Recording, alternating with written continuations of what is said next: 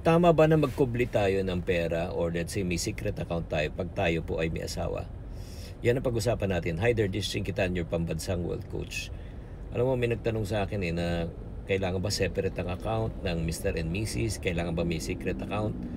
Siguro bago natin pag-usapan yan, siguro balikan natin ang pundasyon ng relasyon, lalo na sa buhay mag-asawa. Ang pundasyon ng relasyon ay tiwala, di ba? Pag walang tiwala, walang relasyon. Broken trust, broken relationship. Kaya nga it's very important po na hindi naman mahalaga kung hiwalay ang pera nyo o let's say merong account si Mr. may account si Mrs. Ang dapat magkaroon po ng tinatawag na transparency. Dapat wala pong secret account, dapat walang secret purchases. Bakit po? Syempre naman, bakit ayaw mo paalam sa asawa mo na meron kang ganitong pera? Diba? Kung ayaw mo paalam dahil may problema, siguro kailangan pag-usapan, solusyonan. Ang paglilihim po ay hindi masyadong maganda sa buhay mag-asawa kasi baka pwede tayong maglihim sa isang bagay at pag nasanay tayo, pwede natin ipaglihim na po yung mga iba. Kaya nga dapat pag-usapan ninyo mag-asawa pagdating po sa pera. Kayo, ano sa palagay nyo?